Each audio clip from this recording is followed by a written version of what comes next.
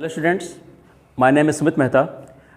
Today I am going to teach you one poetry chapter, of class 10th. And the name of the poetry is The Fountain, and the poet is James Russell Lowell. Okay, very famous poet, James Russell Lowell. And today we will read about it. And I think it's very easy and very inspiring poem, and you will learn something. So just start. In this poem, the poet is describing about the different aspect of the fountain. You know that what is fountain? Fawara. And the main thing about the fountain is, according to poet, that it works all the time. It does not take any type of rest. Continuously it works on, and does its work. And poet feels some inspiration, and he describes about the different aspect. He watches it time to time, and in the morning time he feels different, he sees something else, and in the noon time it appears something else. At the evening time, its you can say its appearance is different, and the night time its appearance is another thing. Taking another thing means looking so beautiful, and poet feels some inspiration. So line to line I am going to describe, not line to line, I am going to describe, you can say one stanza type. So first stanza: into the sunshine full of the light, leaping and flashing from morn till night. The poet says that in the morning time, when there is sunshine, early morning there is sunshine, and there is everywhere there is light. Everywhere there is light, and the fountain, it's leaping means it jumps, and flashing means it's lightning. From morn till night means the fountain does it works from early morning to late night. Okay, जो फव्वारा है वह सुबह से लेकर के रात तक अपना काम करता रहता है, और पोएट बताता है जब सूरज की रोशनी निकलती है तब से लेकर तब ये प्रकाश से भर जाता है, चारों तरफ रोशनी रोशनी हो जाती है, और यह उछलता हुआ है। जंप और लीप में ये अंतर है कि जंप में जब कूदते हैं तो उसी जगह पे कूदते हैं, और जो मेढक है वो लीप करता है। लीप मीन्स एक जगह से दूसरी जगह कूदना। तो जब फव्वारा जो है अपनी जगह से आगे की ओर कूदता है, और यह जो है जब रोशनी इस पर पड़ती है तो ये दमकता है, इट शाइन्स, चमकता है, और ये वर्क करता है मॉर्निंग से लेकर के कब तक करता है? मॉर्निंग से लेकर काम करता है, ये रात तक काम करता रहता है। Means continuously it walks. और फिर दूसरे पैराग्राफ में हम देखते हैं, in the second paragraph I am going to just listen. Into the moonlight whiter than snow, waving so flower like when the winds blow.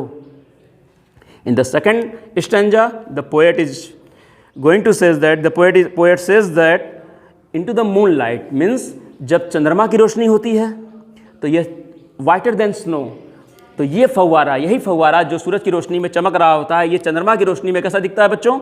ये चंद्रमा की रोशनी में बर्फ से भी अधिक सफ़ेद दिखता है, और यह जो है waving so flower like when the winds blow, और जब हवा बहती है, व्हेन मीन्स जब, विंड माने हवा, ब्लो माने बहती है, जब हवा बहती है तब यह कौन? फव्वारा।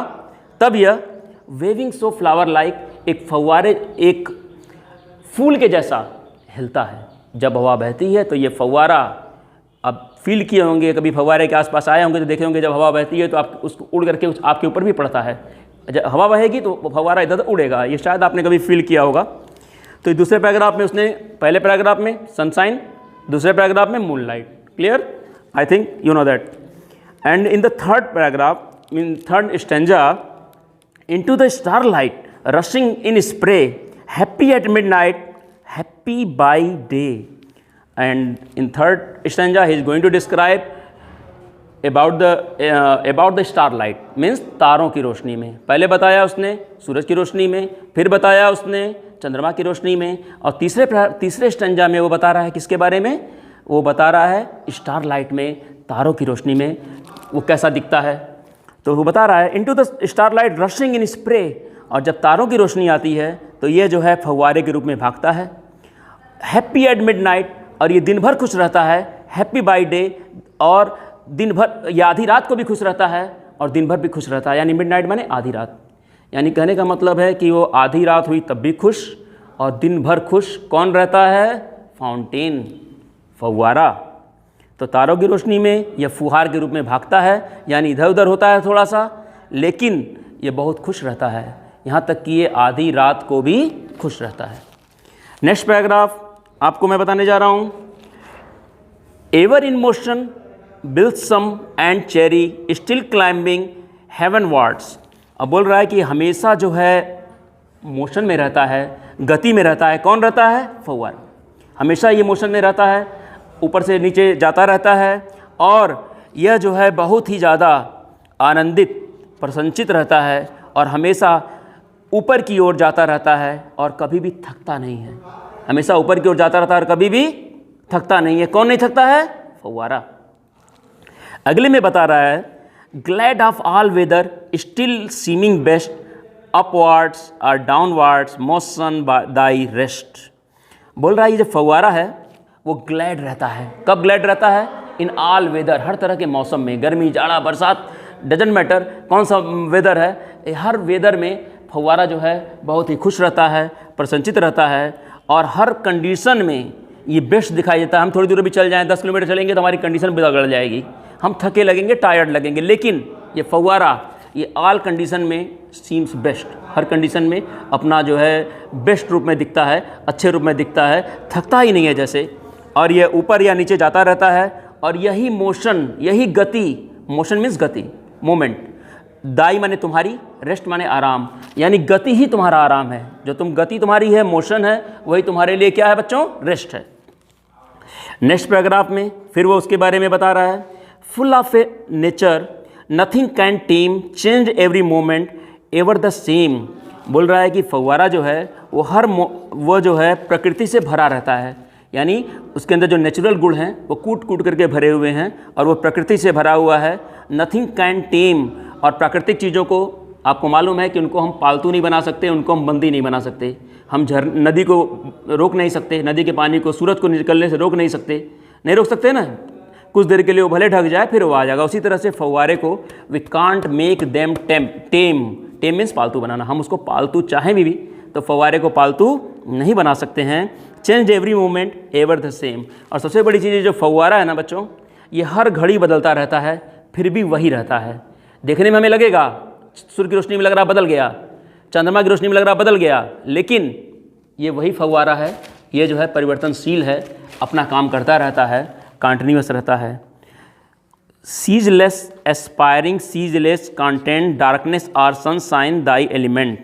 और बोल रहा है वो हर समय जो है दृढ़ रहता है, फव्वारा जो है वो हर समय लगातार, सीजलेस मतलब होता है लगातार और एस्पायरिंग मतलब होता है ऊपर उठते ही रहना। तो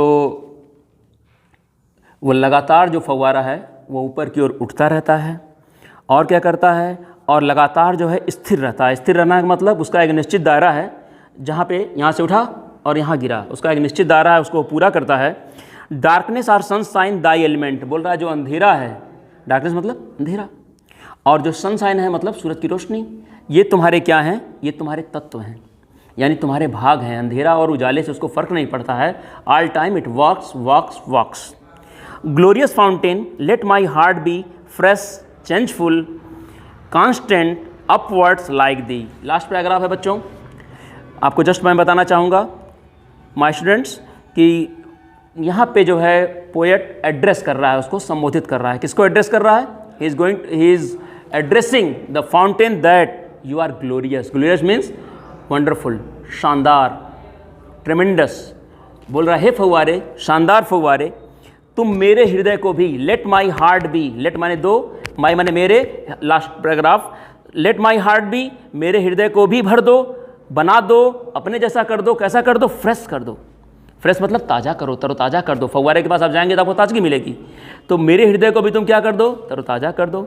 चेंजफुल परिवर्तनशील कर दो, कांस्टेंट लगातार काम करने वाला मुझको बना दो। जैसे तुम लगातार काम करते रहते हो, same in the same way I just want to work, I don't want to take rest, I don't want to pass, so let me walk and upwards like thee, और मैं भी तुम्हारे समान लगातार ऊपर की ओर बढ़ने वाला रहूं, मीन्स लगातार प्रगति करता हुआ मैं भी तुम्हारे जैसा बन जाऊं, फ्रेश बन जाऊं, कांस्टेंट बन जाऊं और लगातार तरक्की करने वाला, आगे की ओर बढ़ने वाला बन जाऊं। तो ये आपको एग्ज़ाम में क्या करना होगा, ये तो मान लीजिए पोएम ख़त्म हो गई। एग्ज़ाम में क्या करना होगा आपको, एग्ज़ाम में आपको इसमें से एक सेंट्रल आइडिया लिखने को आता है, 4 लाइन की पोएम आती है। दूसरा जो काम होता है बच्चों, वो एक पैसेज दे देता है, उस पैसेज से कुछ क्वेश्चन रिलेटेड होते हैं, वो क्वेश्चन आपको करने होते हैं।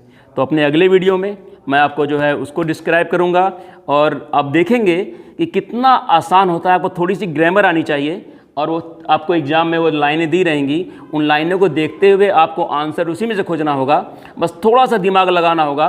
तो अभी तो मैंने आपको केवल पढ़ाया है, नेक्स्ट अपने वीडियो में मैं आपको जो है इस क्वेश्चन को कैसे करना है ये बताऊंगा। उम्मीद है आपको ये वीडियो पसंद आया होगा। Thanks a lot.